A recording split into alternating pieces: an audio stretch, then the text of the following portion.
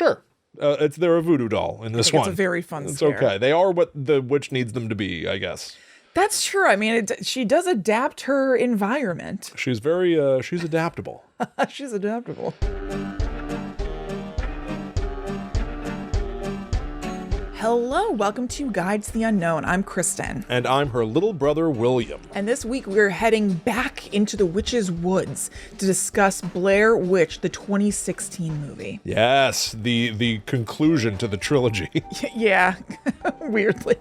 What a weird batch of movies. Very strange. Each one of them is odd in their own unique way. Sure, and like the first one is really good and singular and everything. It's just so strange that the movie before this in the trilogy is Book of Shadows, Blair Witch 2. I know, the strangest like middle child. It's an anomaly. You know? Yeah. So this is the movie, 2016 is the movie that tried to recapture what was so effective about the first Blair Witch movie. Mm-hmm. It was originally advertised as The Woods with the tagline, "There's something evil hidden in the woods," and then they revealed that it was really Blair Witch. Which is so cool. I love that. San Diego Comic-Con. People went into a screening of The Woods. I would flip. Found out it was a Blair Witch sequel, came out, and all the posters had been switched to be the Blair Witch. So cool. You're a Blair Witch boy and that happened to you, like you were like, oh man, I would have been so excited. There are a lot of things in this movie that evoke what we now would call a requel. Right? Like Scream. I didn't think about applying that rubric to it. You're absolutely right. Scream 5 had their whole, grand thesis about legacy sequels, bringing back some older characters, but really retelling the first story. Yeah. So it's sort of a sequel, sort of a remake. Yeah. Now, there are no legacy characters to bring back in this. No. I guess there are legacy places and stuff. Yeah, I guess you could say that. But by and large, Blair Witch 2016 almost functions, in my estimation, the way that, like, sometimes you find out, I think Smile did this. Smile was like a big, popular horror movie in the last couple of years. Yeah. There was a short, independently produced a horror short, a few minutes long. And then it was picked up, and it was turned into a big budget, polished movie. Oh, I either didn't realize that or didn't remember that. Yeah. That's cool. I think that Blair Witch 2016 almost feels like they are remaking the Blair Witch Project, but just with more money, more polish, a lot more clarity, modern technology. Right. Different characters, sort of a different scenario. Yep. Mostly the same. Yeah, that's definitely true. I found, because we saw this in theaters together, Yes. and then I think I've watched it like once since then. Okay. So I didn't remember it super duper well. I can remember the normal beats or whatever, but it was weird to hear characters in a movie that's somewhat modern talk about Blair Witch stuff, because I'm used to it only being in the Blair Witch Project and Book of Shadows, which seems like almost like not real or something. Yeah. So it's strange to see an actual movie where it's in this world. It's very weird, Yeah. Especially with how much we've been looking at early Blair Witch stuff, which most people would say is the good Blair Witch stuff. Mm-hmm. It is strange to see clear HD footage in the woods. Yes. Talking about Ellie Kedward, or as this movie refers to her, Ely Kedward. I didn't notice that. Yeah, I think that it's Talia, her character. Oh. Says like her name was Ely Kedward. Oh. I wrote it down. I was like, that's strange. Ely. But that's all part of the grand tradition of Blair Witch stuff being shaky understandings of history and lore. Yeah. Are people recalling the story of the Blair Witch correctly? Right. Right? So this character calls her Ely because she doesn't know any better. She doesn't know that it's not Ely, that it's Ellie Kedward, who's believed to be the titular Blair Witch. Right. There's a lot of debate in this movie. Not a lot of debate. There's a little debate in this movie about, like, did Rustin Parr bring his victims to the basement of his house or to the attic? Yeah, they mention it a few times. So they've tried to keep up with that angle, too, of, like, this, there's not a firm understanding of events that have happened in Burkittsville, in the Black Hills Forest, in the Blair Witch lore. It's almost like an urban legend. Like in their world, there's no written historical document about it that they can point to factually. It seems like it just kind of gets passed around. Exactly. Yes. Which in many cases I would applaud. I think that there are some oddities in this movie that have only gotten stranger for me the more time has passed. Have you seen this a bunch? No, I think that this is probably 4 or 5 though. It's a decent amount of times. Yeah. Right. I definitely watched it. I probably haven't seen it in years. Yeah.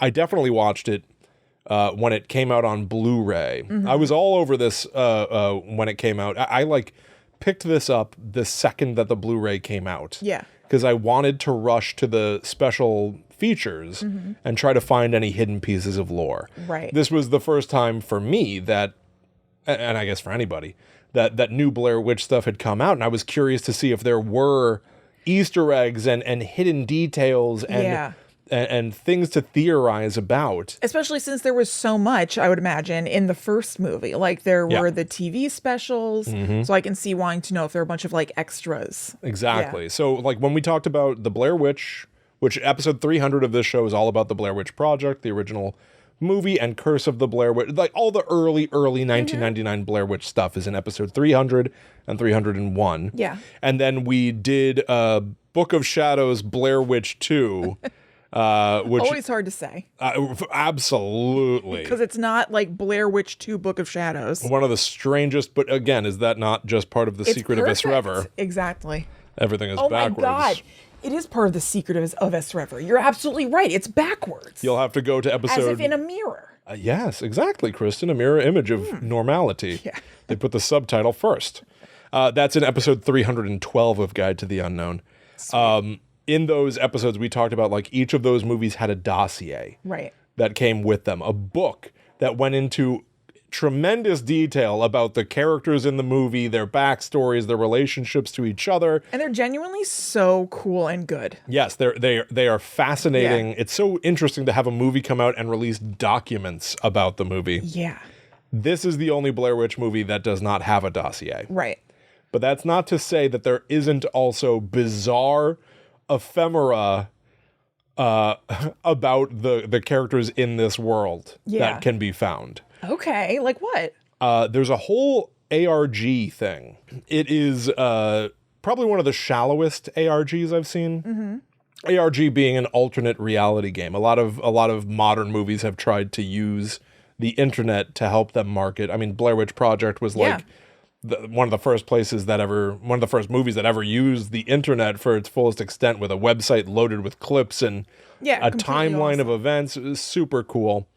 So Blair Witch 2016 sort of does their own thing, but in a far more conventional way, where it's like there's a character on Twitter who's in universe, but is tweeting about stuff in the movie as if it really happened. That kind of thing, you know? I like that. And one of the characters in the movie, this guy Lane, who is almost like a Blair Witch theorist kind of person. He lives in Burkittsville in Blair Witch 2016. That character has a blog you can go to. Oh, fun. I love all that kind of stuff. I love that kind of stuff. Yeah. But again, I only say it's shallow because it's like... There's just not much to it. There's not much to it. Yeah. It doesn't enrich... You don't get, I mean, even a fraction of the amount of context of the state of the world. So it's really just that you can be like, oh, cool, they're pretending this Lane guy is real online. I can see what he's saying. It doesn't really play that much into the plot of the movie or Blair Witch lore or anything. Correct. Yeah. With a couple of exceptions. One of my favorite white whales of like Blair Witch collecting was released by this Twitter account. So the character in the movie is Lane. But obviously it's spoilers for Blair Witch? Yes. We're going to spoil Blair Witch. Spoil. We're going to do you recommend it? Yeah. Yeah, I recommend it. Yeah, I do. Just fine. I recommend it. Yeah. It's a found footage movie. Things don't go well for the characters in it. Right. Which is to say nobody gets out of this movie alive. Yeah, it starts with the same kind of, it's not literally a crawl, but the same kind of text on the screen saying that the footage that we're about to see was found. Yes. And the people who recorded it were not. Exactly. So while Lane might have a blog you can go to, that blog is... It predates the events of Blair Witch, the movie. So they can't release new posts. Right. So in the movie, they say that Lane posted a video under the YouTube channel Darknet666. You can find that channel. You can find that video on the internet. They contrived that Lane, I guess, was friends with another person named Dark Truth 301. Okay.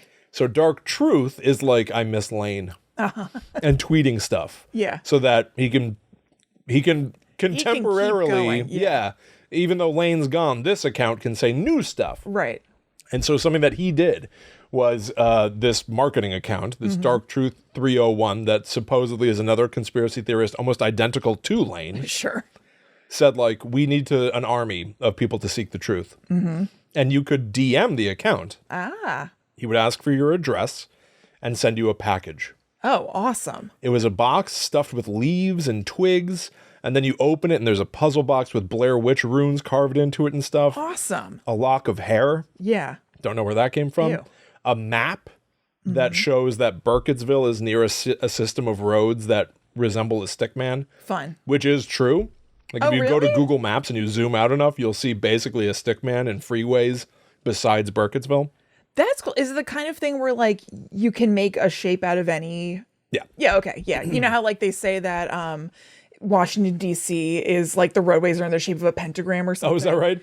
Yeah, there's but you can definitely... pretty much, like, you could draw anything you wanted to within the roadway system. So, Totally, yeah. Sure, it has that. It could also be a heart. Yeah, exactly. Yeah. It could be a spider. Right. It's just like a central thing, and then roads come off of it, and they are mostly in the shape of a stickman, which is pretty neat. I love that. Pretty neat. Yeah. And there's a USB drive in there. Fun. Right? And the USB drive had exclusive pictures and exclusive clips. Wow. Which is super neat, and I always wanted one. It's amazing that they poured the resources into that for such a, like, so few people would go that way. You know what I mean? So few. So in doing my awesome. research for this show, which, you know, I go a little too deep. Yeah. I've been archiving everything. Right. Well, this presented a challenge. Do I archive a Twitter user? So I was going through some of the tweets. I see, when I click on one of them, a very curious person popped up in the replies to Dark Truth 301. Was it Willie himself? It was me. Yeah. It was me 7 years ago saying, I'd like to join the Truth Army or whatever. May I? I looked at the dates from when he said, like, I'm sending out packages now to when I asked for one.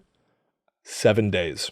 Oh, man. I missed it by a week. Missed it. And I will never have one of these stupid promotional packages that contain stuff that's online? readily available on the internet. Sure. I still want it. Yeah. Is it on, like, eBay or anything like that? I tried. Yeah. I probably...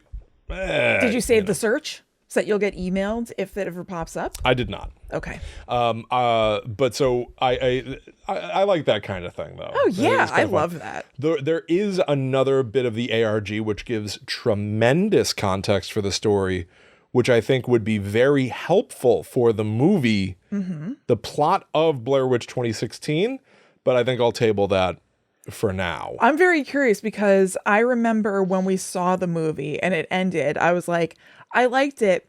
I don't get it. And I kind of felt the same way when I watched it yesterday. Yes, there is. I prepped for the show a couple of ways. One, I just watched the movie for the first time in a good long while. And I came away, it was very interesting. I remember thinking, first of all, I remember being in the theater with you. Right. And when the credits rolled, I looked over at you and I gave you a thumbs up. I was impressed. Yeah. I liked it quite a bit. I even wrote a review online and I was really into it. And then when it came out on home video on Blu-ray, I was way interested in the commentary track and the extras. And then I watched it again and was like, something's missing. Yeah. I don't like it as much as I did. It's not great, you know. Right. It's good. I watched it again for this show and I think I liked it less again. Oh, really? Until I did my other research. And then I really enjoyed myself. With the ARG stuff? Yeah. So did what you found give you additional context that made you like it more? Yes. Oh. But that's a problem for a movie. Yeah, it definitely is. You know? It needs to independently stand on its own. And then if something else adds to it, then great. That should just be a bonus. Cherry on top. You Yeah. get more and you like it more now. I do feel like Blair Witch Project stands on its own. I think so. But I do think it's enriched knowing the extra material. Yeah, if you're somebody who likes digging into that kind of thing, then it's like, hell yeah. Yes. And I But think you can certainly like it without it. And I think Blair Witch 2 is so bizarre as an individual movie Blair Witch 2. that I recommend it as just an oddity. Absolutely. And I think it's enriched by knowing all the weird stuff going on around it. So almost the same thing at the opposite end of the spectrum. Right. It's almost so bad it's good. Oh, yeah. In that case. Yes. Blair Witch 2016 is like, the movie's good. I think it's fine. Yeah. And I think you can watch it on its own and have a good time. Mm-hmm. But I do think that it is very lean. Yeah. It's just a real quick movie. It is, which I do love. It's exactly an hour and a half long. Adam Wingard and Simon Barrett, the director and writer, respectively, continually refer to it as a thrill ride. Mm-hmm. And I think that's correct. Yeah. In that a lot of stuff happens real quick. It's full of a lot of spooky wood stuff, a million jump scares. Oh, yeah. And the finale is terrific. It's bug nuts. Is a terrific end to this movie. But it all goes by so fast. Like, there was just so much time in Blair Witch Project of people trying to make sense of what was happening. Yeah. And you can't recapture that. No, Nor should you really try to. And they didn't. No, But they I agree. didn't find anything new to make my gears turn. Yeah, I mean, the end made my gears turn. Sure. But no, like they find, it does hit a lot of the same beats. Like they wake up and they find cairns outside of their tent, which are like little piles of rocks.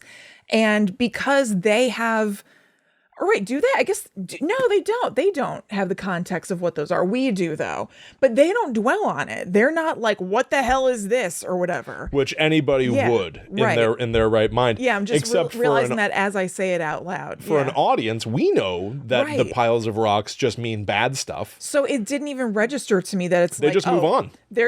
So for me, it was like, oh, I know that that's bad, but it seems like they're moving on from this very quickly. It almost goes by unremarked. Crazy quickly now that I remembered that they don't know what that is. Yeah. So even nuttier. Do they know what stickmen are?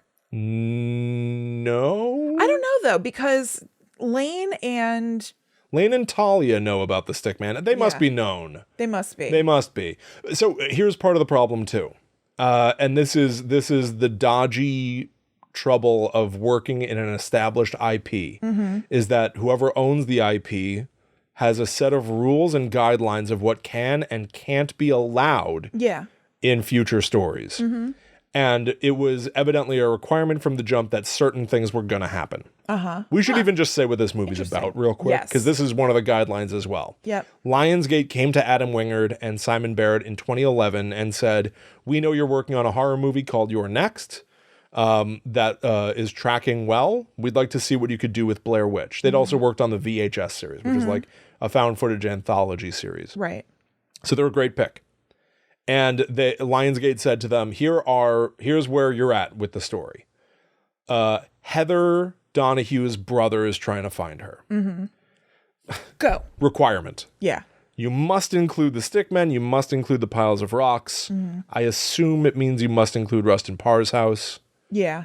And it must be found footage. Huh. Okay, so that kind of shows that they feel that those are the hallmarks. Those are the hallmarks. Of the brand of Blair Witch, because they're concerned about the brand. They're concerned about the brand and making sure that it still is recognizable. Right. And I suspect, with some reason to suspect it, that there were probably some other requirements. But... And your reason to suspect it is because you worked on the Blair Witch game from Hunt to Killer. So Will has some experience with dealing with Lionsgate and what they will allow and what they won't. Right. What Lionsgate says Blair Witch needs to be. And so I see some of those things in this movie.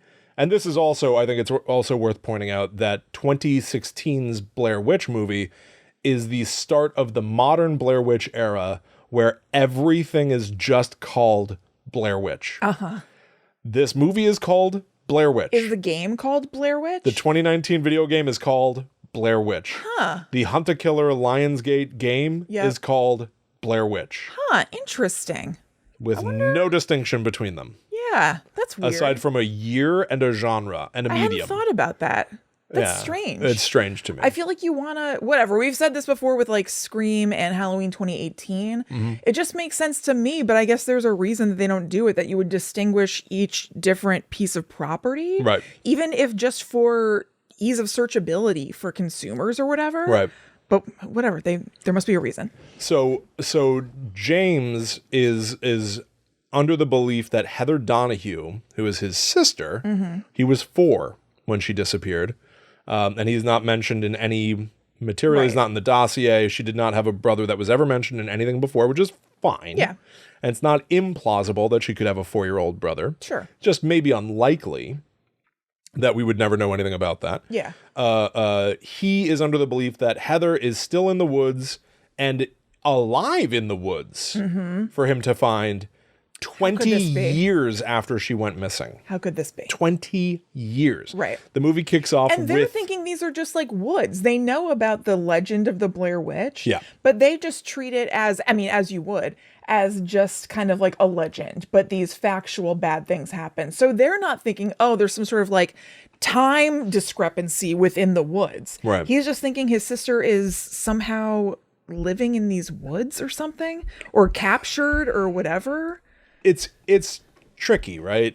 So like, one, this is what they were charged with. Make a story about Heather's brother yeah, of course. trying to find her. Well, 20 years have passed. Of course. So the movie opens with found footage. It opens with first person video of a woman running through what appears to be Rustin Parr's house, and her reflection is caught in a mirror. And it's just blurry enough we can't make out who it is, but because she's holding a 90s camcorder, James goes, that's Heather. Right. She's alive. She's out there. Yeah. And this is where, from minute 1, the movie needed to lean so much stronger into James not using logic. Right. And like just kind of emotionally not accepting. Yeah. Yeah.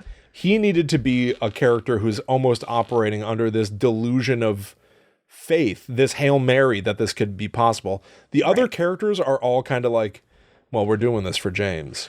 But it should be far more like, but it's impossible, James. It's been 20 years. I know. I don't know how that doesn't go remarked upon because it's understandable. Like grief does all kinds of things to you. Absolutely. But like factually, it's ludicrous to think that she could be living in these woods still somehow. I think the only time that that's even sort of played with is his best friend Peter is kind of not super into the idea of them doing the documentary, and they're in a bar before they even go out to do it. And I'm paraphrasing, but he's basically talking to the girl who's going to be shooting the documentary, Lisa, who's not really in their inner circle of friends. Right. Basically saying like, don't make him look stupid. Like, I'm not into this because it's going to make him look foolish because it doesn't make any sense. Peter, the best friend, has a line. He goes, you can come and you can film it as his friend, but don't use the footage for your documentary. Film it as his friend? Yeah, why would that ever be? What does that mean? I don't know, for his own archives? For James's own archives? This is the found footage. This is the problem with found footage. And I love and have used found footage. Yeah. But it's so in your tricky. podcast, Blackwood. Thank you, Kristen. It's true. That's where you used it. If I was listening, I'd want to know, what does that mean? You're right. Will yes. wrote a podcast called Blackwood. Which was that's found inspired footage, partly by Blair Witch. It kicks total ass. It's out there. Thank you. You're welcome. But so So the problem with found footage is that you have to find a way for it to the cameras make have to be there. sense that they would be there. So this is even where for this guy to say don't do it, but if you're going to do it, which you have to because that's what this movie is, go ahead and film everything. Friend. Yeah, you can film it, and we'll talk about how they film it too. Yeah. But so this is where I think it might be advantageous for me to tell you about some of what the alternate reality game supplies. Yeah. Because it's all about this documentary. If you just watch the movie, I mean, you got to give the movie. You got to give it. You have to buy into it. Is that what you you're have saying? to buy into it, right? What choice do you have? You're watching a found footage movie. They're gonna film everything. You just have to give in to the fact that maybe it doesn't really make sense. We've all agreed we want it this way. This is the way it's got to be. Yeah. Lionsgate said so, and so here we are. It's another found footage Blair Witch movie. The ARG has an interesting thing where Lisa, the character who's in charge of filming everything, essentially she is the new Heather. Yeah. She, in the movie, it starts with her filming James, where he's like, I found this footage. I think it's Heather. I think she's alive. Right. And then Peter walks in and goes, what are you guys doing? And James goes, we're filming Lisa's documentary, which I'm starring in. Uh-huh. Well, the ARG gives a little more shades of gray about this. Lisa is shooting a documentary and has a Kickstarter. It's literally on Kickstarter. Uh-huh. Still now. It's archived. They haven't taken it down. Yeah. It looks as if it was a successful Kickstarter, but it's got to be just a whole faked thing. I'm sure. She was making a documentary called The Absence of Closure, which is about a really interesting, nuanced, heavy topic. Yeah. People who have lost a loved one, but maybe the person just went missing or the body was never found. Mm-hmm. So you never actually get a true sense of closure. Mm-hmm. You don't know for sure, right? Like you hear these horror stories about parents that are just like, I wish we just knew. Like about a kid who went missing 30 years ago. I just wish we knew. It's not definitive unless you have found remains, right? To a lot of people. Mm-hmm. That's a heavy topic. James is one of 3 subjects of that documentary. Yeah. There's an update section of the Kickstarter where you can see Lisa being like, thank you so much. We're raising the money. Thank you. Go you. We're going to make this thing. Yeah. Oh, I just finished my interviews with this person. Mm-hmm. Totally disconnected from the movie. Yeah. Just this individual who's going through this, who's suffering from an absence of closure. Yeah. And I've already filmed my stuff with my friend James, who has asked that I not disclose, who... Like what his deal is. What his deal is, because it's Heather Donahue from Blair Witch Project, and they're hiding that at this point.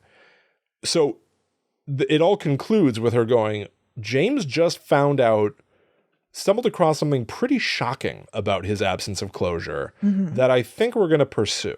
Uh-huh. And the final update is like, we're pivoting the documentary. We're leaning more into James because this video was posted on YouTube and he believes it's his sister. Yeah. So she is... Cool. Still making that documentary in this movie. Right. And she is pivoting the documentary specifically to focus on James, who might not be doing something that's all that rational. Yeah. But because he needs to believe that this is Heather, because he's been suffering an absence of closure. Yeah.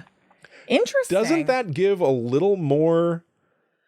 A little. Another angle of why this needs to be filmed. It definitely explains more of her motivation to do this, because it's not for her necessarily about actually finding Heather. Yeah. It's about documenting what the absence of closure can drive this guy to. I wish the movie at least got into the notion or portrayed. I want to see James suffering that absence of closure and why it's so important for him. They really needed to highlight how improbable this is, how outlandish it is that he thinks that Heather is still alive. Right. But his need for that to be true. Yeah. So that he can finally rest. Yes. Or even just like kind of underlying his tie to his sister, because it's really just that we know they're brother and sister. Yeah. But we don't really... I don't know what you would do actually as I'm saying this, but just like, it just feels very abstract. Yeah. You know what I mean? It's not like he's like obsessed with Heather and the mystery. There's no like wall that has tons of clips everywhere. So you're like, right. This guy has been like really obsessed with what happened to his sister. So of course he would follow this lead. Yeah. It seems like he's just a guy who's Yes. been living his life. And then he sees this clip and does this completely improbable And it thing. turns everything upside down. Yeah. I think if the movie had utilized this mechanism of what Lisa's documentary is to start talking about some of those issues within James, I think it would set up. Yeah, it would make it all make sense a little bit more. And then by the end, there's a moment that I really like that feels almost unjustified in a way. When they finally find Rustin Parr's house, he sees someone in the window running past holding a light. Right. And he goes, that's Heather in there. I have to go in there. That's why we're out here. That's what this is all for. Right. He suddenly, in that moment, embodies this thing of like, I don't care what all my friends are going through. Yeah. I'm here for Heather. Right. Even if it's illogical and it's impossible that she's in there. And obviously it's dangerous to run into a, house that's falling apart in the middle of a rainstorm in the middle of the woods during a paranormal event. Yeah, totally. We needed to, I think, feel him going full illogical in that moment. I think so too. It's really out of character because actually, if anything, he's like not that everybody else is so not together, but he's an EMT. Yeah. And so somebody hurts their foot and he's looking at it and he just feels very in control. Yes. Basically. So I can see. And that could be an interesting contrast too. I can see an argument for saying like, well, yeah, that's what makes it so impactful when he all of a sudden just like runs off and is like, that's Heather. But I think, again, you just don't really feel, or I didn't like this real pull from him to her. Exactly. Or him to the mystery or whatever. So it just doesn't feel totally right. I think that a key to amplifying that is through thinking about the point of this documentary, which is therefore the point of James's arc, is trying to achieve his closure after all this time. It's in the movie, not the documentary stuff, but like some of those themes are there when you look for them. Yeah, totally. If you think about it, but the movie doesn't. It never lets you. It doesn't put a fine point on it. No, yeah. And I think that it would have been better if it did. Absolutely. Yeah. Because it's just, it's very go. This is also the first time in a Blair Witch movie that there have not been interviews with locals. Yeah. And I really found myself missing them. Totally. I think that they're kind of using like Lane and Talia as their stand-in for that because they are locals, but that's such a signature part of obviously the first one, and it's even in the second one. And I love it in the second one. It's great. Yeah. So I wish it was in there, like them just like with a camera in people's faces around the town. Absolutely. And also seeing like the normal part of Burkittsville because they really only just go to Lane and Talia's house, which is like a mess and has like a Confederate flag on the wall. And like, so you're not really getting a sense of the area, which you don't really need to, but it's just a nice addition. Yeah. There are some things that I totally get where it's like, again, Blair Witch Project did these things. So why do you need to do them again? My point is you don't. Right. But I don't feel that a lot is added that by not. Yeah, by not doing it, and I don't sense a lot new that gives this movie its own character. Yeah, it feels like a rushed version of Blair Witch in a way, with a ton more scares. Yeah, which is very modern. But like we just meet our friend group, look at the equipment, and we're in the woods basically. Oh, totally. And like it's so. Star Wars: The Force Awakens was the first movie that really got dinged for being almost like a carbon copy of the original, where it's like, there's a new Death Star and everybody's basically in the same place. There's a new desert planet, just a different name. It's like the same, but different. Here, it's like, we've got new technology. We don't just have like the grainy old, black and white camera and the handy cam. Now we've got earpiece cameras. Right. So everybody has a camera attached to the side of their head. Yes. Which, for found footage, you might be like, oh, great, everybody's filming, and you no longer have to say, put down the camera. People don't think, they always have the camera. Their hands are free. Yeah. It's point of view horror. But now, it's a found footage movie where you can cut between people like a regular movie. Yes. Because I'm looking at you and you're looking at me. Yeah. So it's cut like a modern movie almost, except it's a little shaky. Yeah. And also the people who are talking to each other are looking straight into the camera, basically. Yeah. So it's like they're always looking at you, which is kind of weird. Yeah. It's 6 of one, half a dozen of the other. I find it to be very neither here nor there in a way. Yeah. I do like that they have a big drone that they can use. I do too. And they used it, I thought, to good effect during the part where Ashley is having to like, the drone gets stuck in a tree and she sees it and is climbing up to get it because this is a part where they're all desperate. Like they're lost in the woods. They did the same thing from the first movie where they're walking in a straight line and then somehow they're back in the same spot that they were. So they're all like freaking out. And so she's climbing a tree to get it. And it was cool that whoever found all this footage found the drone too, because then you could see Ashley climbing the tree and not just Ashley's POV from like her ear camera or head camera or something, just like looking at the bark. Yeah, it is. They do use the technology, I think, really well. It's cool that you can cut to a drone's feet of Yeah. Ashley climbing a tree. Yeah. It's cool that they can send the drone up and be like, I don't see any roads. Yeah, right. Indicating like, oh, we've been teleported to a world where it's only woods. Yes. We are, it's almost like being on another planet when you're in the Totally. witch's woods. You're just surrounded by That's wasteland. Yep. You know? Yep. But there are definitely some, the earpiece camera thing, I just have a big, just feels weird to me. I don't believe in it. Apparently they exist, but they look terrible. And this Yeah. movie looks so clean. Yeah. I want this movie to look really grungy. I know, only here and there does it. Like, it'll be Yeah. like some like mud splashes a camera or something Right, like yeah, that. But for the exactly. most part, it looks like a movie or like a low budget movie or something. It's not like super clear cameras, but like it looks good. Yes. But again, this movie is more about scares than any of the folklore stuff that we usually like with Blair Witch. Yes. And so I think we've got to get to like what is particularly scary about this movie. There's like a body count in this movie. Yeah. And so we'll do that in just a moment. That's right. First, we need to make sure that you know about patreon.com/GTTUpod. This is where we have a ton of extra stuff. We actually have a whole second podcast that comes out weekly called the Netherworld Dispatch.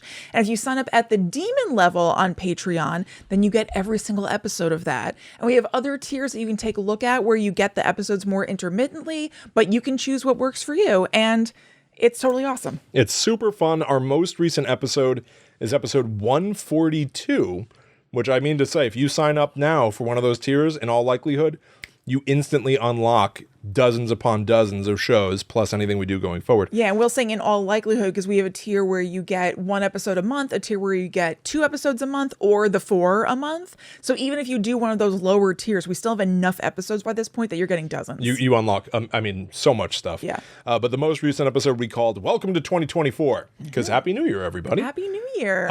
We did a little bit of a look back at 2023, some of our favorites of the year. Yep. And a little look at what's coming out this year in horror and stuff. So go check that out. There's some good sounding stuff. And we are still on our road to 1,000 reviews. Yes, we want to get 1,000 reviews on Apple Podcasts because it helps people believe that the show is good. We are so close, by the way. We just need like another little pop. We only need like 40 reviews. Ooh. We're so close. So this review comes to us from Devin L333. Devin Lee, maybe? Ah. Perfect mix of comedy and horror.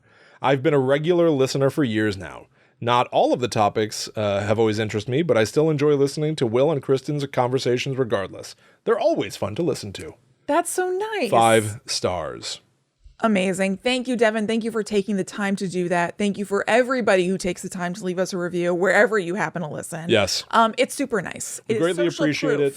We rely on it. Your Yes. reviews, your patronage on patreon.com/GTTUpod.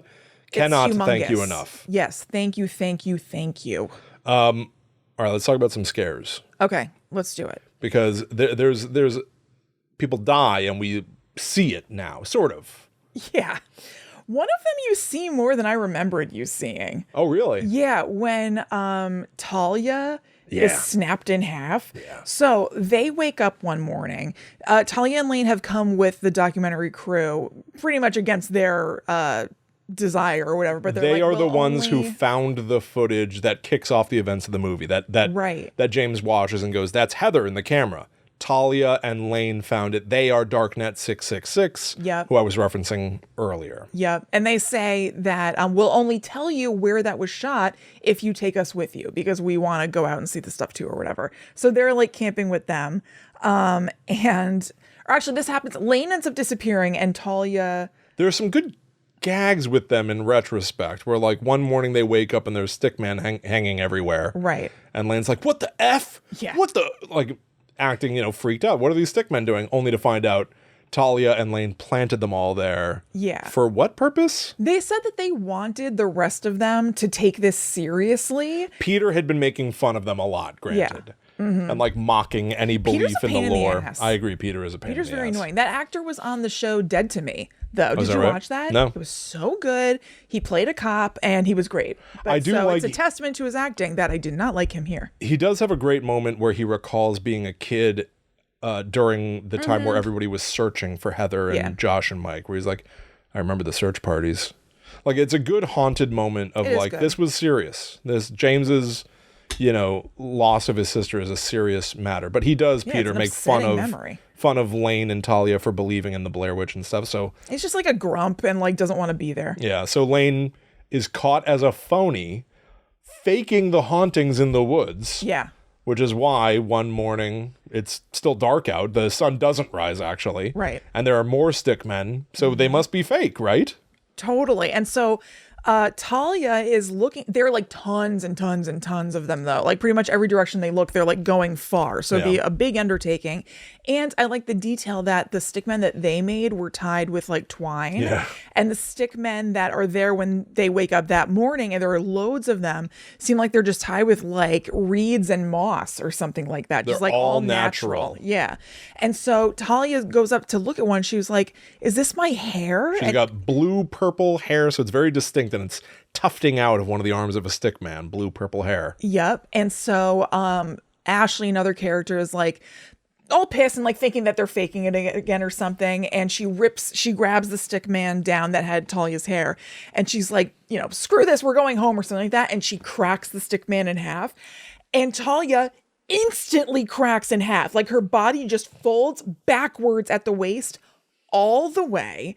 And I remembered it as being, you see that kind of like, not in the crazy distance, but like not super close up, and then they just leave it. Right. But they don't. Like you do see it the way I remembered. But then they pan across her on the ground with like blood coming out of her mouth and like moving still. Twitching. And I was like, oh my God. Yeah, she like slams in half. Yeah. And collapses like instantly dead. And everybody just starts screaming and freaking out because this is undeniable. Yeah. And like the tents zoom up into the sky behind them and they go sprinting into the woods. Love that part. That's awesome. Like somebody is screaming, I don't remember if it's Lisa or Ashley, and you see a yellow tent behind them, and then the tent just flies into the air on its own super fast, and they're just like more like just screaming. And it feels very, honestly, I think that felt really real. It's so silly, but like screaming like that is what you would do. They're just like in place, like not running instantly, just like freaking out, and then they run away. One of the things this movie undeniably gets right is the sound. I feel like the sound design is really eerie, this like moody, dry sticks cracking and stuff, and the guttural screams and ragged, scared breaths. Oh God, I know Lisa at the end. It's like hard to listen to the way that she's breathing, and just like you said, it's raspy and kind of high and weak because she's just so totally terrified. So it's really good. But it's effective. The thrill ride stuff, as they describe it in making the movie, I think totally is effective. It's not super effective to me on multiple watchings, but is that a fault of anything? I don't think so, because you just always know what's coming or whatever. Yeah, exactly. I guess it's just is the nature of obsessing over something. Yeah. So but I think it's really fun to just watch them go like sprinting full bore into the woods as stuff is like flying around. That's my favorite part. I think. Yeah, it's just so fun. The stickman, like just things are going nuts all of a sudden. The stickman is like a voodoo doll, though. I know. I don't know why that happens. That's not something that we have played with in the other movies or in the dossiers or anything. No. However, just the shock of it is so good, I think. Yeah. That I can let it go. But it's I don't know what it is. I can totally go with it. I shouldn't even say let it go. Like, I just find it fun, even though it's like, why do they do this? I know. That's not something that's happened before. The stickman have always had an ambiguous purpose. What do they mean? I don't know. What are they for? In a video game, Just to creep you out? We're jumping. We've now done shows about the movies, and we're leapfrogging over books and comics and video games, which I want to come back around to. Yeah, we'll come back to them. But my recollection right now is that the stick figures are in one early comic shown to be something Ellie Kedward would make. Oh, yeah. Yes. Then, which I think was just her... like primitive art. Like a hobby. Just kind of like having fun. Still weird to do in the 1780s, I would think. I don't know. They don't have that much going on, man. It did seem to be an effigy of some sort. They were representational of someone who wronged her or something. In the 2000 video game, they're called Tawanas, Twana, and they are hinted that you can build other shapes too, not just a stick man. You can make this formation, and it will change the configuration of the woods and allow you passage. Yes. But that's pretty that's video gamey and out there. So I don't know. I can go with it's like law. in service of a fun scare. Sure. They're a voodoo doll in this one. It's a very fun It's scare. okay. They are what the witch needs them to be, I guess. That's true. I mean, she does adapt her environment. She's she's adaptable. She's adaptable. It's a reference to The So Dark Knight stupid. Rises. For some reason, my friend Mike and I loved that part of the trailer. We thought it was very funny when Anne Hathaway as Catwoman said, "I'm adaptable." I'm adaptable. It's a little campy or something. Very campy. Yeah. All right. So how about let's jump to Peter's death. Okay. So Peter he's technically the one who goes first, actually. Mm-hmm. He goes off on his own to pee. Yeah. And he brings his walkie-talkie with him, Yep. and then a tree kills him. Yeah, that's it, really. Yeah, that's about it. His walkie-talkie starts to like fuzz out. There's a lot of UFO stuff in this one, I feel. Yeah. Like if the first one felt very much to me like ghosts, this one feels like there might be aliens in here. Right. It's like Signs meets Paranormal Activity. I don't know if I would. Blair Witch 3, Signs meets Paranormal Activity. No, but there is like alien stuff. Like it feels like there's like interference with Yeah. their equipment and everything, and then the light in the house, Yeah. or that they're seeing from inside the house or whatever. Like people have theorized about it being like a UFO thing or something. Yep. Even the idea that the sun is not rising is some weird time dilation or missing time Yeah. kind of idea. Yeah, you're right. But so Peter hears this crackling on the walkie-talkie and then hears thudding footsteps out there somewhere, runs to try to escape it, I guess. Yeah. And then a tree falls down on him. Mm-hmm. He's still alive, raspily breathing. Right. And then the thudding footsteps come closer and something smashes his lens. Yeah. That's all we see of Peter. Yeah. Until the end of the movie when he reappears as like a ghost or something. Mm-hmm. But so that one's fine. Yeah. The dispatch Ashley him quickly. They do. Yeah. The Ashley situation is way stranger. Yes. Peter's girlfriend Ashley early on steps into the creek and cuts her foot. Oh. She thinks she stepped on a Something's sharp gross. rock or a piece of broken glass or something. But throughout the movie, the wound appears to be supernatural or like something crawled into her foot. I didn't even think of it as supernatural. They mention leeches when they're walking Yeah. across the creek or whatever. And so I think a leech got in there. Borf. It's not just a leech though. It's something different. Because Why? at some point, I think I guess Peter is looking at her wound and it sort of bulges out almost like a baby kicking in a mother's tummy. You won't be surprised to hear I wasn't looking. Oh, when okay. this happened. I watched it when we saw it in the theater, but I knew it was coming. It grosses me out, so I didn't look. Okay. And before Ashley's death, we have a gross body horror thing where she rolls up I her also pant didn't leg. look then because I knew. All right. Yeah. Something is sticking out the side of her calf. Oh. And she reaches in and pulls it out. And it looks like about a 12-inch long. I didn't remember. I've replayed it. I know a little bit of what the crew behind the movie has said about it. But it looks to me like a feather. It almost looks like she's got like a quill sticking out of her leg and she pulls it out. You can see like that blood has sort of soaked into the feathered part of a quill and sort of matted it down. Is there feather stuff elsewhere in the Blair Witch universe? Not to my knowledge, no. But Simon Barrett and Adam Wingard refer to it as a root. Oh, okay. And this is presumably still something that has now grown, that had come in through the bottom of her foot and then grew up and out the side of her calf. Oh, okay. In the commentary, Simon Barrett says like that what is happening to Ashley is different from what has happened to other victims in the woods, implying that there's some sort of a growth inside her, a She's transformation gonna turn into a tree. taking place. Does she just Yeah. turn into a tree? I guess. Here's part of my problem with this movie as well, Yeah. is that there's part of my love of the Blair Witch is that there's always enough crazy stuff happening that lets you then theorize what it might all mean. Right. You know, so like Josh's backpack in the first movie gets covered in blue jelly stuff. I love that. I don't know what the blue jelly stuff is, but I can start to go, is it an ectoplasm? Right. Is it some sort of a drool? Is it literally blue or is he seeing like a translucent globule thing? either way, it seems like he was marked by the witch somehow because he disappears. And that's the mark, is blue jelly. I know, it's bizarre. So weird. Eduardo Sanchez has later said in a Q&A that I did with him, or an interview that I did with him that's not available anymore. Yeah. He did say to me that he regrets that. I know. Which is very funny. I like it. I like it. I'm fine with it. But in this movie, I feel like they add so many things like the blue jelly, but that are so strange and with so little context that your mind doesn't have enough.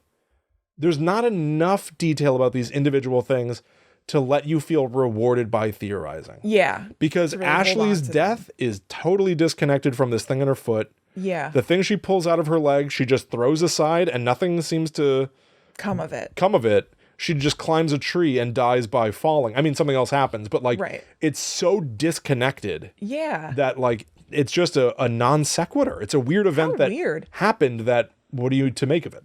Honestly, if it was a different kind of movie, I would wonder if they were setting that up for a future movie. Bingo. Okay. So I re-listened to the commentary track. When this movie came out, I wrote a review of the commentary track because this movie has a controversial commentary track.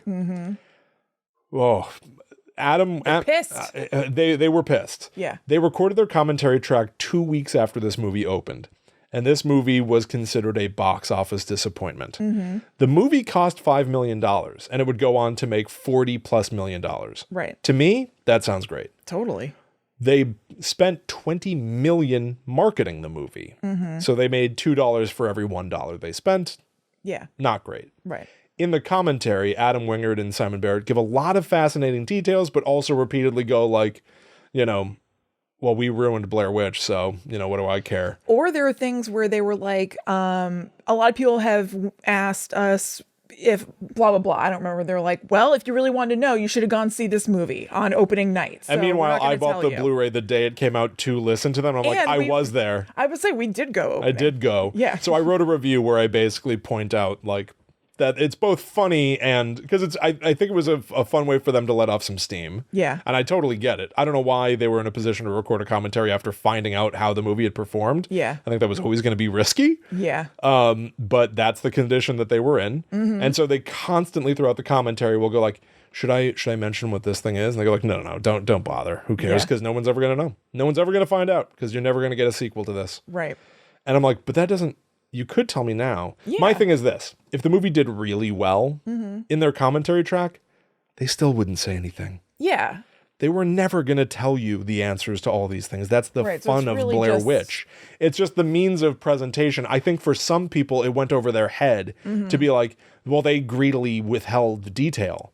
They were never going to tell you. No, it's because just a funny. You want to save that for the future movie. It's just that they were, being jokey bitter, even though they may have been feeling actual bitter. Exactly. Yeah. I got the joke. I thought it was fun. I wrote a review, and Simon Barrett saw it and was like, "I think that's a pretty fair analysis." Yeah, I remember that. So, like, he's deleted all those things, by the way. You can see me talking to him, and there's no rebuttal anymore. But he gave me interesting details about this movie. Yeah. So all of that to say, because they keep in the commentary going, we'll never make a sequel to this, so you're never going to know. It also paints this movie in an interesting light, where some of these ambiguous things happening to the characters and the nature of this movie being, again, big spoiler alert, a loop, a time loop, might a sequel to this have revisited some of these events from another perspective, where maybe we see Ashley pull the thing out of her leg and see what happens to it. Yeah. That's an interesting idea. Right? I don't think that's impossible. No. The light that they encounter in the attic that just like shoots through the boards and is like an alien spacecraft taking off. Yeah. Simon Barrett and Adam Wingard have an answer in their heads about what those things mean in all likelihood. And maybe they planned to pay that off in what at the time might have felt like an inevitable sequel. Yes. Until it opened and didn't do well.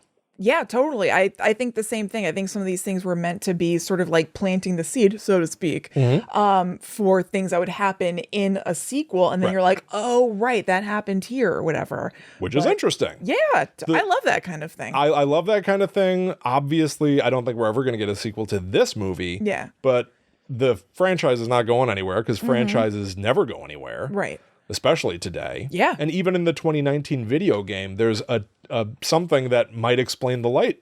Oh, what? There's a character in the 2019 video game. There's like a puzzle that's like, turn the headlights on the car. Turn on the headlights. And it's dark. It's nighttime. When you finally turn on the headlights, the sun comes up. Oh. And it's like, oh, what? What is... Interesting. Time can just all of a sudden change on a dime in the woods.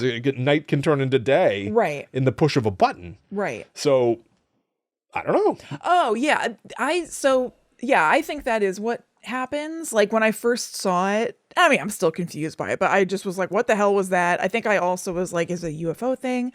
I think this is your theory perhaps, or I may have just read it somewhere or whatever, but yeah, it was like her messing with time potentially, and just kind of like things are crescendoing, even though it's a movie, it's crescendoing for us. They're kind of crescendoing for her too in a way, because now they're all, because now they're all in the house in a central location. So like now shit is popping off for her.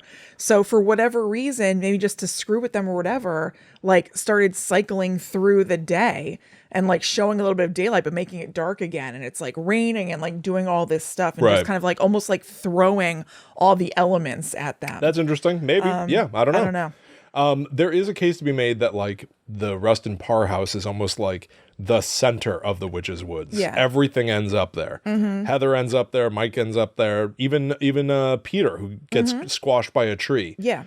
James peeks into a room and Peter is standing in the corner, even though we know he's dead. Is that a ghost of him? Why did he end up in the house? Yeah, right. The map from the first movie that Michael kicked into the creek is in the house in this movie.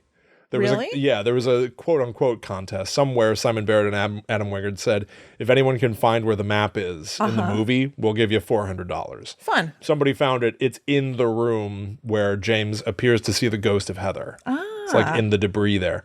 Why? Cool. Why is it in there? What does that Just mean? for fun? Does everything end up washing into Rustin Parr's house? Interesting. Is that why he built the house there? And so is the everything also, I'm sorry I'm so hung up on it, but is the everything also night and day? Like all of the stuff converges. Everything is happening simultaneously at Rustin Parr's house. Yeah. I don't know. I don't know either. It's interesting though. Yeah.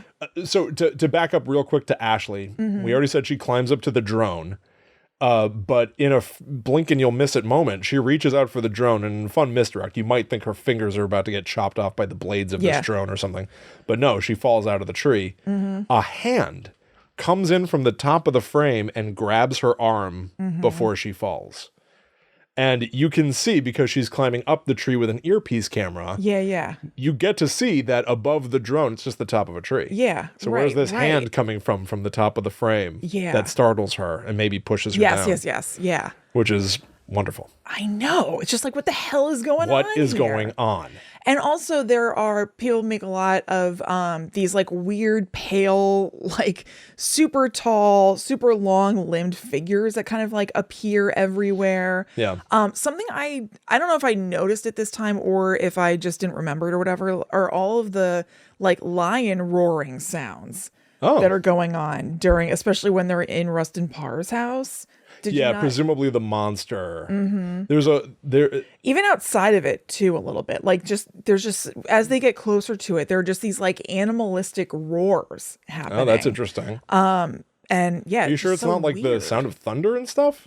I don't think so. No, maybe it's not out. Maybe it's not outside. I might be wrong about that. But definitely there are these like animal sounding roars as they're running through Rustin Parr's house. I think it's supposed to be that big lanky creature. I guess so, but because Lisa and James finally end up at Rustin Parr's house. He feels compelled to go inside, and she's staying outside until she notices this pale, nude, long-limbed monster that essentially chases her into the building. Right. Which is just another means of getting everyone into the building. Gotta get into the building. Yeah, you gotta From shoo a them in. franchise perspective, the movie must end at Rustin Parr's house. Yeah. It has to be the same. Yes. You understand that. It must be the same as the first movie. Yeah, totally. But within the movie, they contextualize that this monster essentially chases her in. Thereby, everything ends up in the house. Yeah.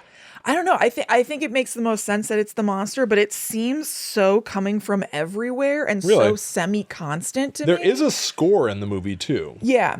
It's subtle. It might be very animalistic and primally.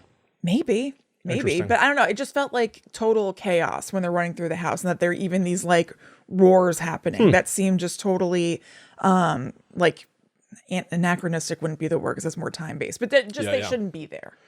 Yeah, that's interesting. Yeah, I don't quite remember. Yeah. What do you make of the monster? The nude, I don't lanky know. creature. What the hell's going on here? It's one of the most misunderstood things in any horror movie ever. I don't know what's going on with it. I mean, I know it's not the witch or anything. No, it's not the witch. Everyone thought it was the witch. Everyone thought it was the witch and got pissed at them for showing the witch and showing that she's a big, barbaric, nude, long-limbed monster. So I'm just thinking out loud as I'm saying this. You know how we were talking about how like maybe Ashley would turn into a tree or something, like if that thing was growing with her. You know, they could be very tree-esque. They're these like long-limbed, weird, just skinny things. So this is my talking out loud or thinking out loud idea. Like, did the witch somehow, I don't know, screw with trees and someone animate them and turn them into her flying monkeys? Oh, that's interesting. I don't know. There is... I think the only potential, just because a movie is a movie and has its own internal logic, we see something crawl into Ashley's foot, we don't see the culmination of what that would have been, and then we see a humanoid thing that looks very distended and distorted. Yeah. I can only put two and two together and be like, she was becoming something like that. Right. I don't know. Yeah. It doesn't seem right, but this movie doesn't give you enough to really work with, so what else can you do? They're just these weird things. Is it Josh? Oh, yeah. I don't know. Is it Ellie Kedward? I forgot about this. I don't know. Like, do they become less and less human from being sucked into this like weird portal of like supernatural woods? Time gets stretched. Do they you get stretched? They also make a case I think it's a cool idea of updating some Ellie Kedward lore to say that she was not only tied to a tree, but rocks were tied to her limbs. So she's essentially tied on a makeshift rack. So they really go out of their way to give you breadcrumbs to say that is Ellie Kedward. She's stretched. I remember thinking that when I first when we saw it in the theaters, like when we first saw that big thing, I was like, oh, so that's like Ellie Kedward, but like warped over time. Maybe. Or something. But is Ellie Kedward the witch? Is there a witch? No, I don't think so. There's no witch. Yeah. I don't think there's a witch. No, I think the witch is just this like weird entity that is bodiless and can manipulate things. So, no. Yeah. The magic of the Blair Witch is there's some entity in the woods that's malevolent and is just there to torture you. It's the opposite of a loving, benevolent universe. Yes, it is a hellish entity that just wants to see you tormented and killed. It's an intelligence that wants to mess with you. Which is not rewarding for making a million movies and stuff because you can never really get to the bottom of it. But it's really cool. It's cool in and of itself. Yeah. Which is why does everything need to be a franchise? Yeah, totally. I mean, I think it's awesome. I think it's awesome. To be fair, I would also think it was awesome if there was a witch. Yeah, I'd be fine with there being a witch. I happen to think that there isn't in this. I agree. I happen to think that there's not, but I would be fine with a witch. Yeah. I would also say this. People saw that thing in the woods. Yeah. And when it's all stretched out, I heard that Ellie Kedward was stretched on a rack. Right. And maybe she never was. Right. So they come up with it backwards. That's true. They see a long-limbed thing and then retrofit lore to justify this crazy thing. That is true. That's a cool idea too. These are all the things that like I wish there was more spirit of debate in this movie. And evidently there was a cut of the film or an early script where it was a lot more debate. But now it reads as people just sort of telling you something. And then you need to be able to go, but is that even true? Right. Which is fine, but I would love people to be more questioning what they've heard rather than just saying it. Yeah, I mean, I think the only real debate not only, but like most of the debate I saw about this movie when I was poking around on Reddit in the Blair Witch subreddit yesterday is basically just like, is it good or not? Right. Like people aren't really, I'm sure they are in some pockets, but aren't like really digging into the story. Which is a shame too, because I think in some ways this movie is over-designed. I think there is too much to look at and try to make sense of. Yeah, there's a lot. Simon Barrett even said, the screenwriter, he said that he thinks that there's a lot that you can get out of this movie if you are familiar with the occult. He's like said interesting nuggets where it's like, I'm not familiar with the occult. Yeah. So what am I missing? Yeah. Are there reads of this movie that nobody has even shared yet? Interesting. And I think that there might be. Yeah. There are a lot of weird things going on in it. There's a whole Wizard of Oz motif. Do you know Yeah. it? So they walk into the woods and there's a yellow brick road. There are literally yellow bricks stuck in the mud. Yeah. But even beyond that, when they're testing the drone at the beginning of the movie, before they even get to Burkittsville, there's a sign for like an Emerald City Deli or something behind them. Yeah. It's misspelled. Yeah. They go to Lane's house, and Lane has a sign that says, "Somewhere over the rainbow." His backpack has a lion on it. Is James the Scarecrow? Because he's sort of thoughtless in his pursuit of trying to get Heather, despite how illogical it is. Yeah. Right? And I guess theoretically Lisa is Dorothy, I guess so. because she's going And in. Peter could kind of be the lion because he has a little bit of bite to him. Well, Lane's got the lion. Okay. I went with Peter as the Tin Man because he makes fun of everything. He's got no heart. Yeah. But then what do you do with the rest? I don't know who Ashley is. Yeah, I don't know. Is Talia a flying monkey? What do you do with it? Yeah, I don't know. Yeah, I don't know. They But talk I do about like it, the only things I knew and they're going about to see a were- witch, which is very cute. Yeah. But I do like the idea of like Wizard of Oz was about going to another dimension that operates with its own logic, and you just have to deal with it. Yeah. And that's what Blair Witch is. You're just in there. I'm fine with that. You know what I love? I love when you see Lane again in the house and he has the beard. Yeah. I find that very satisfying. He's been trapped in this time loop. Yeah. For who knows how long. He's been in here for so long. He So grew, to them, they saw him like 2 days ago, Right. but somehow he's grown like a full beard. and he has become full Rustin Parr. You have to Yeah. do what she tells you. He screams at her. Yeah. I did write in my notes, where do you think he bought the beard? 'Cause it's one of the, it looks terrible. I know. I think it looks awful. It doesn't look good, I like but the idea. theoretically very sweet. I know we're going long. It was always a risk. We have to talk about the tunnel. Oh.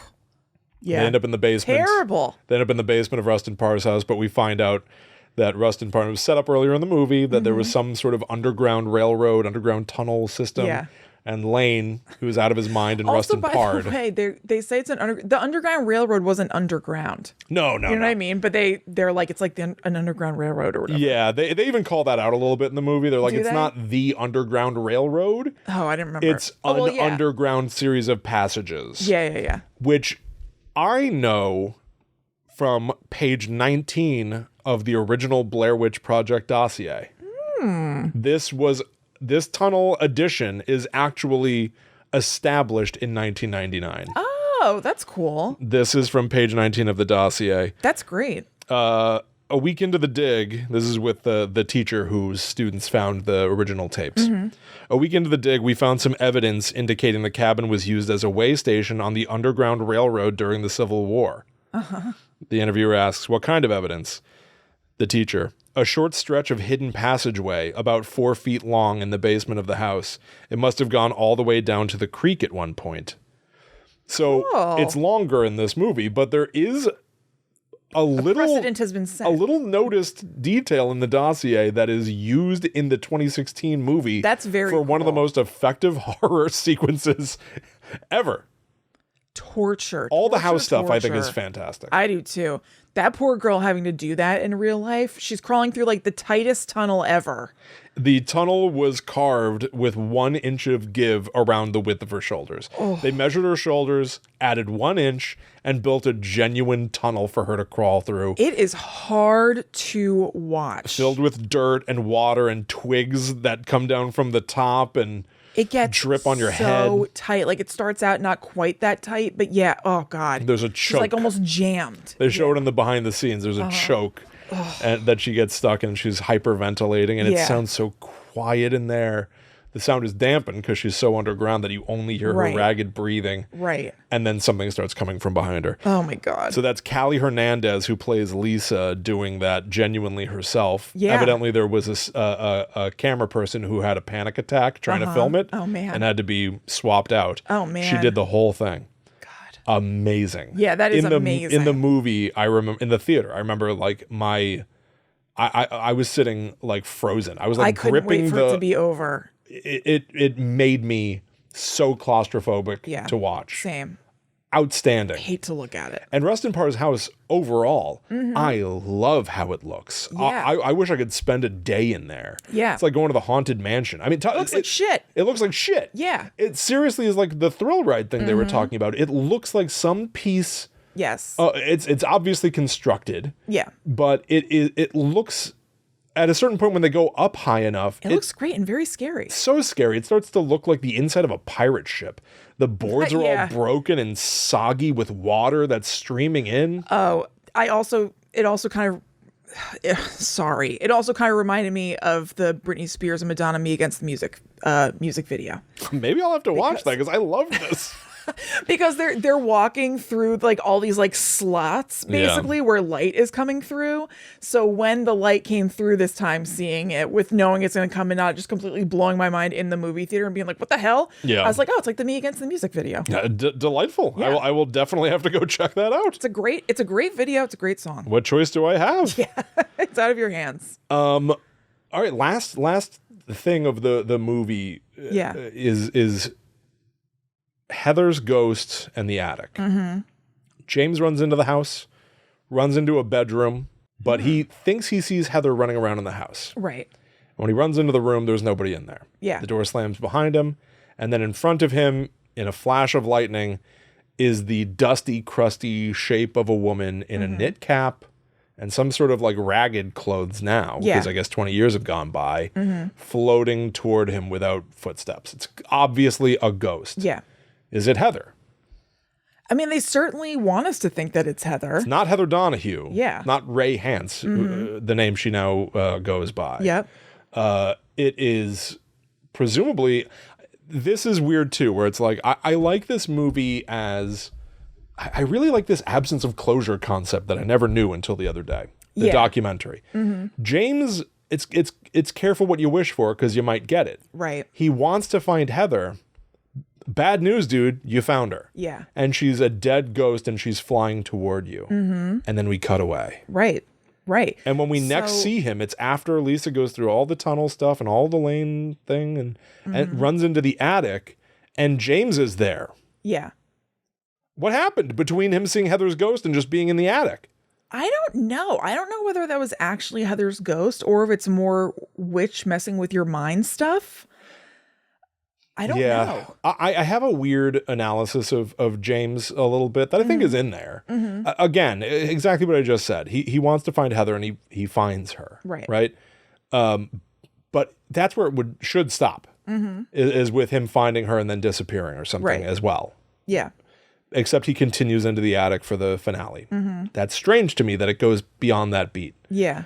The other thing is, he is traumatized by the loss of his sister, who is only characterized to us as having been dogmatically interested in making her documentary despite all the crazy stuff going on. Yeah. And he has dated and is still infatuated with Lisa, who's one of her only character traits we know is she's also making a documentary. Yeah. And in a sort of lip service scene, intends to make it no matter what happens. He has found a Heather. Yeah, that's interesting. In Lisa, but she's not enough. Yeah. She's not really Heather. Yeah, so he goes seeking the real Heather, not knowing that she's befallen a paranormal fate. He then will befall that paranormal fate, which I think is appropriate. Yeah. Thematically. Yeah. But again, it's like all the setups and payoffs and the torture of it and him sacrificing, like, he stops looking for Peter. Yeah. He stops worrying about Lisa. Heather's in the house. And then you need him to, and then he finds the ghost and now we move into the attic scene. It's just very strange rhythmically. No, it is weird. I don't know why that happens. I mean, it's completely guessing. It's based on zero stuff, but because the witch can sometimes imitate people's voices, like, yes, which is another new. Yeah. Did Heather disappear? Like the ghost of Heather ghost disappears. Then does the witch talk in Heather's voice in the attic, and it draws him up to the attic. So this is, I've got a little interesting nugget that doesn't quite answer that yet, but in the behind the scenes, I got something interesting. Yeah. When he goes into the room and he sees the ghost of Heather, he's in that bedroom. We cut away. We do all the Lisa stuff. It's like it's like 10 minutes before we see him again. And he's just in the attic. Yeah. Evidently, when they constructed the Reston Parr's house set, it was in a number of pieces. He runs into that bedroom and the door slams shut. Yeah. Cut. They rebuilt that room at another part of the set that connects directly to the attic. Oh, okay. What's happening in the movie that no one can see because it's filmed with this first person found footage that's so dark and so fast moving. Yeah. He goes into that bedroom, sees the ghost of Heather, the door slams shut, whatever. He opens the door and Lisa's there and he's in the attic. The room he's in, the door now opens to the attic, even though that's impossible. May as well. Which is a neat idea. Yeah. But because the movie... It's not made clear. It's not made clear. Yeah. But he literally, for him, it's been 1 second since we last saw him. Okay. The movie almost makes it feel cool. like he must have been doing something for the last 10 minutes while Lisa did the tunnel. And that's all happening simultaneously. Right. He goes into the room and now magically he steps out of the room into the attic with Lisa. Oh, that's cool. Which is interesting. But again, it's so hard to read in the movie. I literally had to watch the behind the scenes about how they made the house to get that at all. Yeah. That's not the kind of... extra footage that you kind of want in a way. Like it's fun to have things that feel like additions, but not that like now the movie makes sense. Yes. Yeah. Again, a million cool ideas with not enough context to ever make you feel satisfied. Yeah. Yeah. They just feel like a million cool ideas that are unexplored unless you go searching. Right. But so now they're in the attic. Suddenly James says, we have to face the corner. Yeah. Because if you look at the witch, it'll kill you. Lane set this up earlier, that Reston Parr put the kids in the corner. Yes. If you look at the witch, you die of fright. So now James is saying we must do this and he's right. Yeah. Because now this big lanky creature, sound design wise, we know it's in the room. But it's not attacking them because creaking. They're not looking at it. Yeah. Until James does the I'm sorry thing that Heather did. Yep. And then weirdly goes, Heather? Yeah. Is it really you? And almost in a state of shock, because apparently we didn't hear anything. Right. But he seems to have heard Heather's voice. He turns to look and he's yoinked. Yeah. The witch or the creature or whatever mimicked Heather's voice. Yeah. But only psychically in his head? I don't know. Because we don't hear it. We don't. Could we tell that Lisa can hear it or not? No, because she even goes like, what are you talking about? Oh, okay. I didn't remember. And he gets the yoink. Yeah. So also that I forgot that he's like surprised to hear her at that point. So my idea about him like going to the attic because it's already been debunked, but because he heard Heather could not be because he's surprised later. But anyway, yeah, I don't know. Strange. Maybe it is just psychically into his head. And he dies in an almost unceremonious way. Because he just disappears from the movie. Again, maybe... Yeah, it's just like off camera. Maybe there was a plan for a future sequel where he's not dead or something. You know what I mean? But like... Maybe. I almost like that in a sort of like end of movie Drew Barrymore in the beginning of Scream sort of way. Like you wouldn't expect for your main character to just be unceremoniously gone all of a sudden. So I actually kind of like that. Because he does feel like he's supposed to be the main character. Yeah. Until all of a sudden we're like, whoa, we're just with Lisa now. Totally. And then Lisa does something that I like. She turns the camcorder, the old 90s-esque camcorder, which I'm not sure if it's Heather's or if it's just stylistically similar. She turns the viewfinder. Good question. I assumed it was just hers. I wanted to be Heather's. Yeah, I know. I don't think that makes sense. I think you can see Heather's camera in the basement or something. You can. But time loops. True. Oh. Yeah, true. She turns the viewfinder so she can see her own face and film over her shoulder. Yeah. So that she's technically not looking at the monster. Yeah. And she can navigate her way backwards through the room. Yeah, that's like weird, like kind of fairy tale logic or something. Which I'm fine with. Yeah, I am too. I think it's funny. It's such a technicality, you know? Like I'm not looking at you. I'm looking at a reflection of you. Yeah, it's so weird that would still be effective. And it seems like it's not. Maybe. Well, she does hear James's voice. Oh, that's right. That's right. Repeat. Yes. I'm so sorry. Which I think is literally the audio from him apologizing earlier, implying that the ghost can only like take snippets of existing sound. It's like The Predator. You ever see the Predator movies? I think I've seen the first one, but I know this. Yeah. It's like Schwarzenegger will say like, you are one ugly mother fudger. And then later the Predator will say, you are one ugly mother fudger. So it's like it can only say exactly what it's heard before. Right. It's weird. Yeah. But so you hear James's voice, and Heather and Lisa does the same thing, like, James? So in shock that she looks over to the side, is yoinked, the camera falls, and then eventually smashed to black. So also interesting that we hear James's voice we do as hear well James, right. when we didn't hear Heather's. Yes. What does it mean? What does it mean? What does it mean? What does it mean? We may never know. Because again, so. they're not going to make a sequel to this, literally. Will somebody pick up on these threads in a future movie? I mean, you never know. For now, we leave the Blair Witch movies. Yeah. This is the last Blair Witch movie as of the beginning of 2024. Now, the 25th anniversary is coming up. Yep.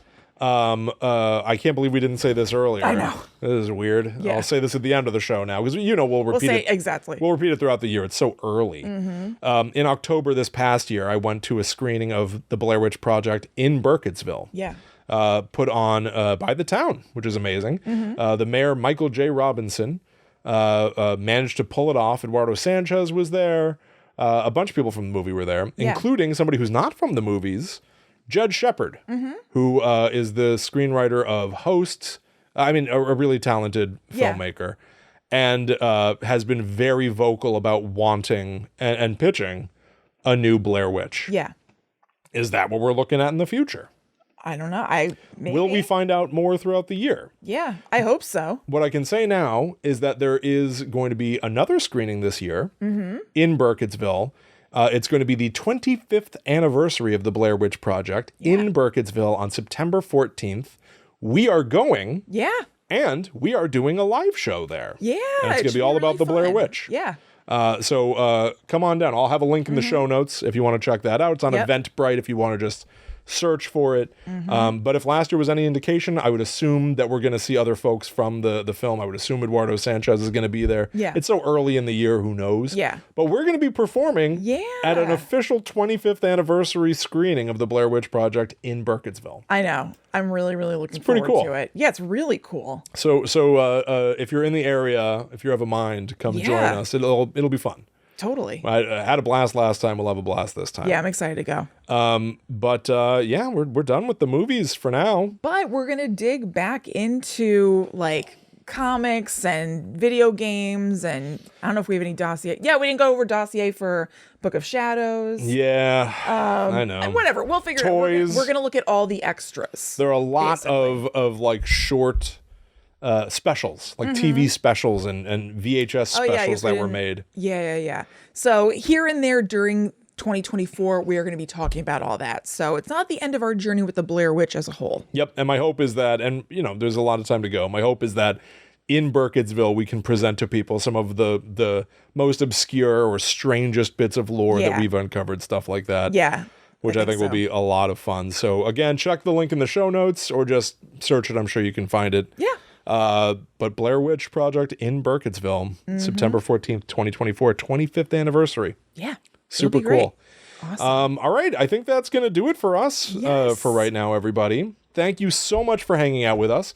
Consider going to patreon.com/GTTUpod if you want to support the show. If you want to get access to the Netherworld Dispatch, our secret podcast that only exists on Patreon. Yep. Pick a tier that fits you. I'm sure you'll find one that's the right size. Demon tier gets all. Yeah. And follow at GTTUpod on social media. You? I'm at Chillin' Kristen.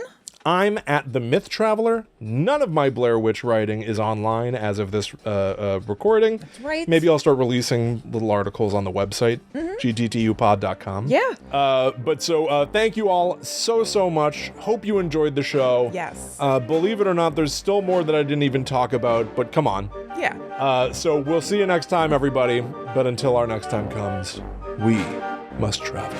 Back to the Netherworld. Go we.